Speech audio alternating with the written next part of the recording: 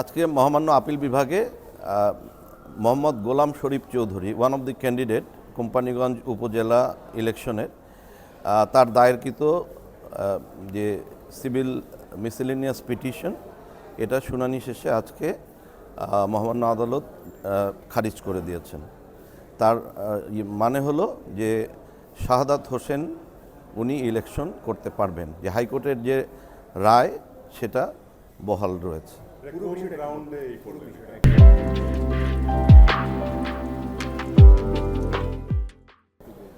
পুরো বিষয়টা হচ্ছে যে কোম্পানিগঞ্জ উপজেলায় শাহাদাত হোসেন ওনার প্রার্থিতা বাতিল হয়েছিল রিটার্নিং অফিসারের কাছে, যে উনি মিথ্যা তথ্য প্রদান করেছেন।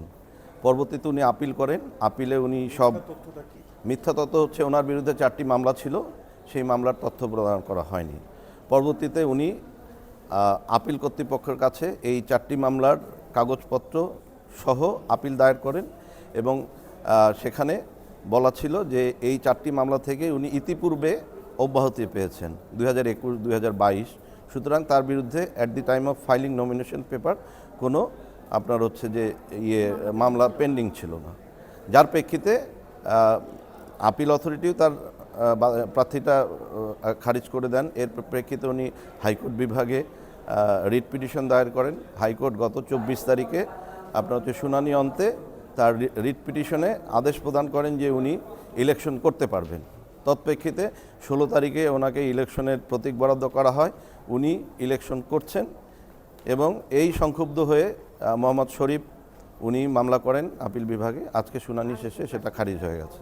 আমরা দেখেছি যে কোনোভাবে ওনাকে নির্বাচন থেকে বিরত থাকার চেষ্টা হয়েছিল সব পক্ষ থেকে। সেক্ষেত্রে কি এটা তার ভাইয়ের যে প্রভাব প্রতিপত্তি সেটি কাজে লাগে? এটা আসলে আমরা একজন ক্যান্ডিডেটের পক্ষে এখানে লড়াই করেছি, তার আইনগত বিষয়গুলো কোর্টের কাছে তুলে ধরেছি। কোর্ট এটা সমীচীন মনে করে তাকে নির্বাচন করার আদেশ দিয়েছেন। এখানে কার ভাই, পরিচয়টা কি? উনি একজন ক্যান্ডিডেট নোয়াখালী উপজেলা কোম্পানিগঞ্জ উপজেলার একজন আপনার হচ্ছে যে নাগরিক। ওনার হ্যাঁ অফকোর্স ব্যবসায়ী সমাজসেবক। আওয়ামী লীগের সেক্রেটারি ওবায়দুল কাদেরের ভাই। হ্যাঁ, উনি ওনার ছোট ভাইও বটে। উনি উপজেলা আওয়ামী লীগের সভাপতি। হ্যাঁ, ওকে, থ্যাংক ইউ। বলতেই চায় না।